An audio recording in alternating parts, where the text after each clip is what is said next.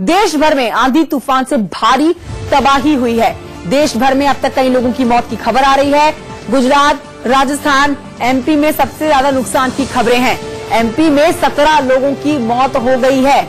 आंधी तूफान से गुजरात में 9 लोगों की मौत। बड़ी खबर आपको बता रहे हैं इस वक्त की देश भर में कल रात जिस तरह से आंधी तूफान ने तबाही मचाई, उसमें अकेले एमपी में 17 लोगों की मौत की खबर है। 17 लोगों की जान जा चुकी है और गुजरात में 9 लोगों की जान गई है।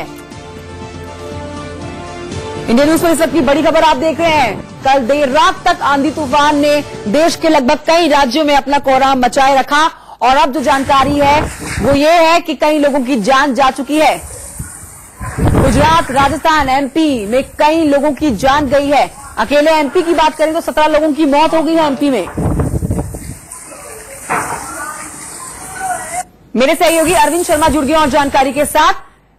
अरविंद, ये आंधी तूफान कल ही नहीं आया बल्कि 2 दिन से हम लगातार देख रहे हैं कि भारी तबाही मचाते हुए आंधी तूफान है जो आगे बढ़ रहा है। अकेले एमपी में 17 लोगों की मौत हो चुकी है और गुजरात में 9 लोगों की।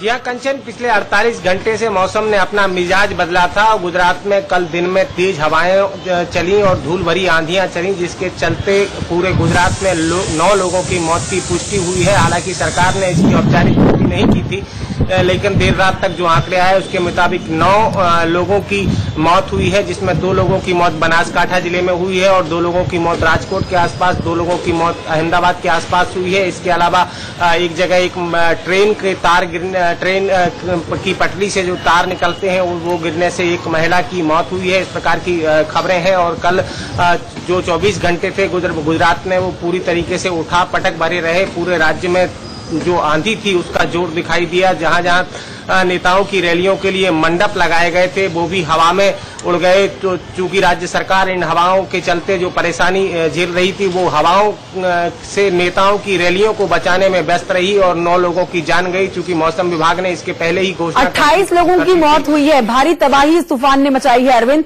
और जैसा कि अभी हम आपको देख रहे हैं और सुन पा रहे हैं तो तेज हवाओं की आवाज हमें अब भी सुनाई पड़ रही है। मौसम विभाग की तरफ से आपके पास कोई जानकारी? 2 दिन से लगातार इस तरह की आंधी तूफान ने देश में कोहराम मचा रखा है। आने वाले दिनों में क्या और इस तरह से आंधी तूफान बदस्तूर रहने वाला है?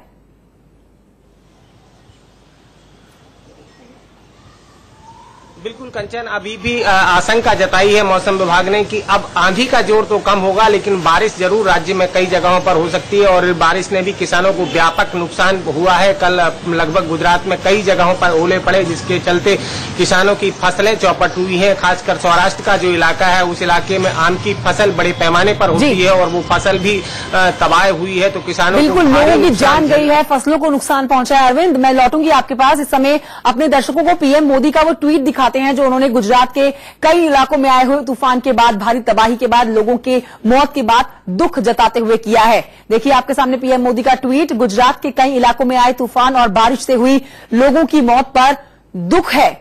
दुख व्यक्त कर रहे हैं प्रधानमंत्री नरेंद्र मोदी और कह रहे हैं कि मेरी संवेदनाएं पीड़ित परिवारों के साथ है। पीड़ितों को हर संभव मदद दी जाएगी। गुजरात में 9 लोगों की जान गई हुई है। कुल मिलाकर 28 लोगों की जान गई है। एमपी, गुजरात, राजस्थान, ये 3 वो शहर राज्य देश के जहां पर सबसे ज्यादा नुकसान पहुंचा है। और जैसा कि मेरे सहयोगी अरविंद बता रहे थे कि मौसम विभाग ने ये जानकारी आगे दे दी है देशवासियों को कि तूफान आंधी भले ही अब आगे ना आए लेकिन बारिश अब बहुत बढ़ चढ़कर लोगों को नुकसान पहुंचा सकती है। अरविंद लगातार हमारे साथ बने हुए हैं और जानकारी के साथ। अरविंद, गुजरात में सिर्फ 9 लोगों की जान गई है, ये भारी नुकसान है गुजरात के अंदर, और एमपी में 17 लोगों की जान जाने का। अब पीएम मोदी का ट्वीट भी सामने आ गए हैं, दुख प्रकट कर रहे हैं पीएम मोदी।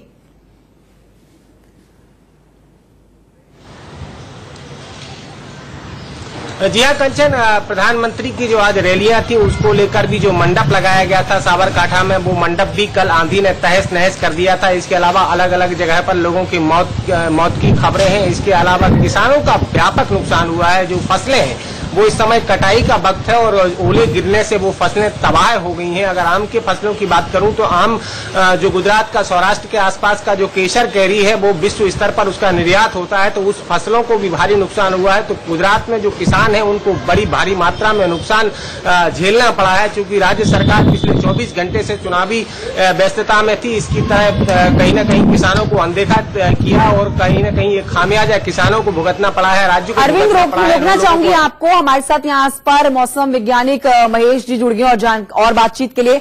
महेश जी, स्वागत है आपका इंडिया न्यूज पर। ये जो भारी तूफान आंधी बीते 2 दिनों से देश में कोहराम मचा रहा है, 28 लोगों को अपने आगोश में ले चुका है। आपसे जानना चाहेंगे इस बदले हुए मौसम की, इस मौसम ने जो करवट ली है, इसके पीछे वजह क्या है? तो देखिए, ये जब भी प्री मानसून एक्टिविटीज होती है ये मार्च, अप्रैल और मई में होती है। इस बार मार्च थोड़ा ठंडा रहा तो टेम्परेचर ज्यादा बढ़े नहीं थे, तो उस समय ठंडा एक्टिविटी नहीं हुई थी। अभी आपने देखा होगा अप्रैल में जो टेम्परेचर थे 40 से पार थे, ज्यादातर जगह पर 41, 43 के आसपास थे। तो जब भी कोई साइक्लोनिक सर्कुलेशन बनता है, एक वेस्टर्न डिस्टर्बेंस था, उसके प्रभाव से राजस्थान के ऊपर एक चक्रवाती हवाओं का क्षेत्र बना और अरब सागर से नमी आई। तो जब ह्यूमिडिटी बढ़ती है और टेम्परेचर हाई होते हैं तो वर्टिकल डेवलप्ड क्लाउड बन जाते हैं, इनको क्यूमुलोनिम्बस कहते हैं, गरजने वाले बादल। इनकी ऊंचाई 10 से 12 किलोमीटर तक होती है। तो जब इस तरह के बादल बनते हैं तो ये तेज आंधी तूफान के साथ बारिश और ओले देते हैं, और इनका प्रेडिक्शन हमने पहले कर दिया था 2 दिन पहले ही, तो स्काईमेट ने किया था। तो ये जो एक्टिविटी है अब धीरे धीरे सबसाइड हो जाएगी। आज पंजाब, हरियाणा, वेस्ट यूपी में रहेगी और एमपी, छत्तीसगढ़, इस सारे इलाके में आज रहेगी। कल से क्लियरेंस हो जाएगा लगभग सभी जगहों पर। पहाड़ों पर भी आज शाम से जो एक्टिविटीज है काफी कम हो जाएगी। तो क्या ऐसे में आने वाले अब दिन जो है वो और इस तरह के चिंताजनक रहने वाले हैं? क्या बारिश भी होने वाली है इस बढ़ते हुए आंधी तूफान के साथ, जैसा कि आपने अपनी कुछ राज्यों के नाम लिए? जी हाँ, क्योंकि इस समय ह्यूमिडिटी इतनी ज्यादा नहीं होती, तो जो भी पहले एक्टिविटी होती है, यानी कि जब सीबी क्लाउड होता है या गरजने वाले बादल, पहले धूल भरी आंधी देते हैं, उसके बाद जो मॉइस्चर होता है वो डिप्लीट होता है तो बारिश में बदलता है। तो इस तरह की एक्टिविटी अब मई में और ज्यादा बढ़ जाएंगी। तो जैसे जैसे टेम्परेचर ज्यादा बढ़ते हैं, क्योंकि अब क्या है कि गर्मी बढ़ेगी, तो जब टेम्परेचर 44-45 तक पहुंचते हैं तो उस समय इंटेंसिटी और ज्यादा बढ़ जाती है। तो अभी लेकिन अगले 2-3 दिनों तक शांति रहेगी और उसके बाद जैसे ही होगा तो हम पहले अलर्ट जारी करेंगे और इस तरह की एक्टिविटी मई में आप देखेंगे ज्यादा बढ़ जाएगी। बहुत शुक्रिया आपका सर हमसे ये बातचीत करने के लिए। और इस समय भोपाल की तरफ हम रुक करना चाहेंगे, जहां से सरस्वती चंद मेरे सहयोगी जुड़ गए और जानकारी के साथ। सरस्वती, मध्य प्रदेश में 17 लोगों की जान गई है, भोपाल में किस कदर नुकसान पहुंचा है आपसे जानना चाहेंगे। देखिए, बिल्कुल बताना चाहूंगा, आंधी बारिश और ओलों से मध्य प्रदेश की बात करें तो 17 लोगों की मौत हो चुकी है और जिसमें कई जो मौतें हैं वो बारिश की वजह से हुई है, बिजली की वजह से हुई है और जो आंधी है उसमें जो पेड़ गिरे हैं उसकी वजह से हुई है। और मौसम विभाग मध्य प्रदेश की बात करें तो ये कह रहा है कि अभी 1-2 दिन ऐसा ही मौसम बना रहेगा, लेकिन 3 से 4 दिन बाद तापमान में गिरावट तो देखने को मिलेगी, लेकिन फिलहाल बारिश जो है वो होती रहेगी।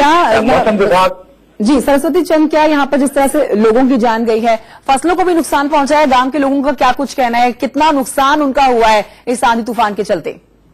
देखिए, बिल्कुल जहां तक फसलों की बात करें तो ज्यादातर किसानों ने इस वक्त अपने जो गेहूं वगैरह की फसल थी वो तो सुरक्षित कर ली है, लेकिन कई खेतों में पड़ी थी वो ज्यादा नुकसान हुआ है।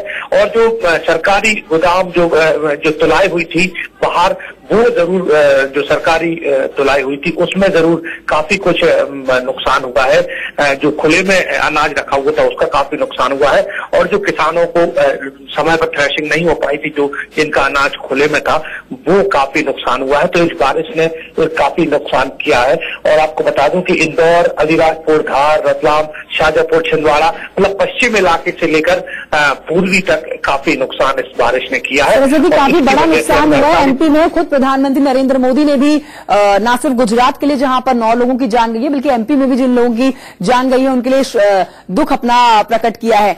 ऐसे में ये जानना चाहेंगे, जो लोग अपनी जान गंवा चुके हैं 17 लोग, ये कौन कौन से एमपी के इलाके के थे और जिस कदर ये भारी तूफान आंधी आया उस वक्त क्या ये अपने घरों के बाहर ही थे और आंधी तूफान की चपेट में आने से इनकी जान गई है या फिर कोई और वजह है इसके पीछे? देखिए बिल्कुल ज्यादातर जो आंकड़े आए हैं, जो प्रशासन के आंकड़े आए, उसमें ये है कि कई लोग जो है वो बारिश हुई तो वो पेड़ के नीचे खड़े हो गए, जिसके चलते बिजली गिरी और उन परिवारों की मौत हो गई। इसके अलावा कई ओलों से प्रभावित हुए, जिसके बाद उनकी मौत अस्पताल में हो गई।